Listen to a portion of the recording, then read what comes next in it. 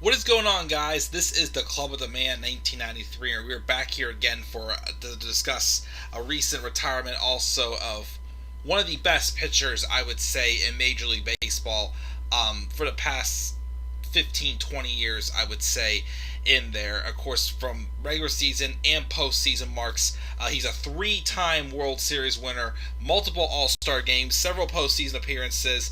I know he pitched a no-hitter back in 2008, I think it was, against the Kansas City Royals at some point. But he's someone that I think, even though his numbers I think didn't quite reach Hall of Fame, I still think he should still be considered for the Hall of Fame in 5 years. And that's Jon Lester. Jon Lester spent most of his career with the Red Sox, another good chunk with the Cubs, and then 2021, he split between the Washington Nationals and the St. Louis Cardinals, putting together a decent campaign. But obviously, as his late 30s started to, Lester, who was 38 years old, the late years of his career, he did definitely age started to catch up to him a little bit. But Jon Lester is quite a story. Drafted out of high school in 2002 by the Red Sox. He would have his rookie campaign in 2006. He unfortunately, though, was diagnosed with large cell lymphoma, and he was out for, I think, about a year. He eventually would beat the sickness, though, and he did get back in 2007 and made 12 starts and already showed some promising numbers. And he had a great run that year that led the Red Sox to the 2007 World Series. From 2008 to 2013, Lester was one of the strongest left-handers in the game. I think he was fourth in the Cy Young voting one year. Although he didn't really dominate the strikeout marks too much, 2 years he was, I think it was 2010, 2011, it was, he had some higher strikeout numbers. But whether he was strikeout batters or not, he's just a guy who just knew how to control really well, and was just always just like a tough pitcher to hit. Definitely one of the better pitchers, and of course, his runs, in the postseason as well, were just outstanding. Looking at here,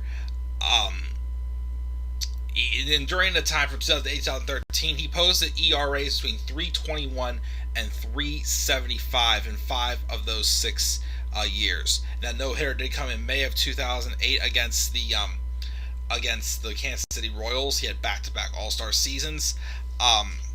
He was an innings eater as well. In 2013, he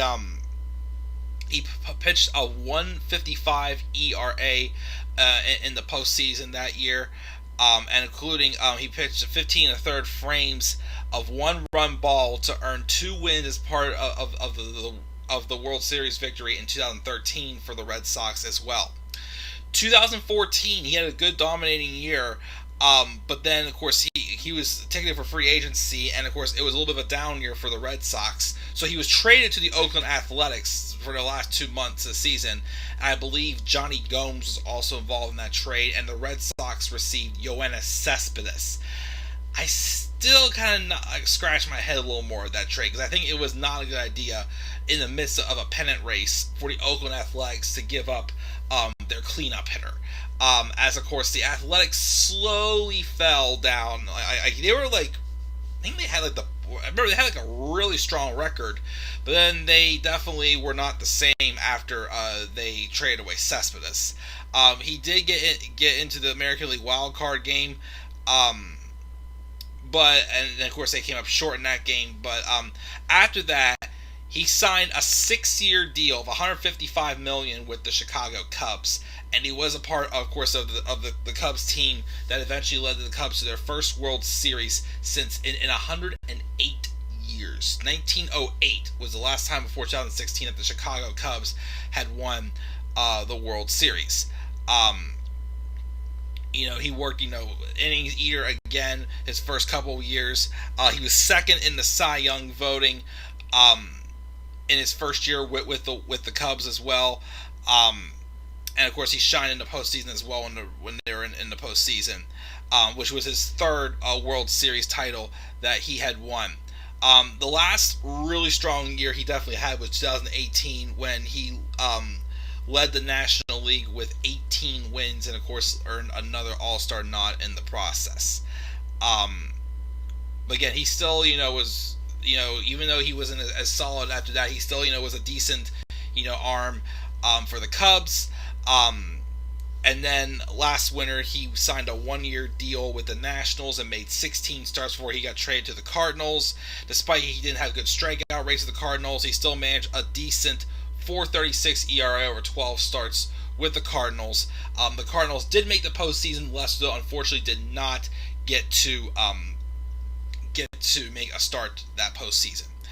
But again, a very reliable innings eater. He tossed over 2,700 innings in his 16-year career, posted a 3.66 ERA, won exactly 200 games, and just a little shy of 2,500 batters he struck out, and a 5-time All-Star and a 3-time World Series winner.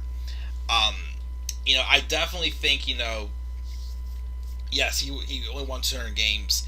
He was just shy of 2,500 strikeouts. Personally, though, the story of him, being lymphoma early in his career, he's definitely made his mark in the postseason with the Red Sox and, of course, with the Cubs also. I personally think Jon Lester should be considered for the Hall of Fame. I know, the numbers may be just a tad bit short for that mark, but just, look again, like you said, add the other things, like, the no-hitter, the multiple-time World Series winner, and just the innings eater, contributions and whatnot as well. I personally think Jon Lester shouldn't be knocked off the ballot on the first ballot for the Hall of Fame. He's not a first ballot Hall of Famer for sure, but I think he should at least hang in the running. And maybe he will get in, as I definitely think he's one of the strongest pitchers in the majors since 2006 when he first made his major league debut. Of course, 2008 was his breakout year, but he was just a very strong pitcher, and I definitely was always a big fan of him. And, definitely, an inspiration to come back after battling lymphoma back in 2006, 2007. But, yes, Jon Lester, 38 years old, announces his retirement after 16 seasons in the majors. Again, good chunks with the Red Sox, good chunks with the Cubs, and then half a season with the Nationals, half a season with the Cardinals, and half a season with the Athletics also as well. But guys, that's my thoughts on Jon Lester's retirement. Again, I definitely think he might have had a home run or two in there also when he was with the Cubs, but off track there. But that's my thoughts. Again, Jon Lester, great pitcher, definitely one of my favorite pitchers. In my time as a baseball fan, I definitely wish him a very blessed retirement. Like he said, in his tweets or whatnot, he was saying that, it felt like it was getting harder, and rather than somebody else telling him, it's time to go, he basically wanted to hand in his uniform and say, what, it's been fun, but it's time to move on. So he wanted to do it on his own terms, and he felt this was the time. Again, congratulations, Jon Lester, on an outstanding 16-year career in Major League Baseball. What are your thoughts, guys, on Jon Lester's retirement back on January 12th, 2022?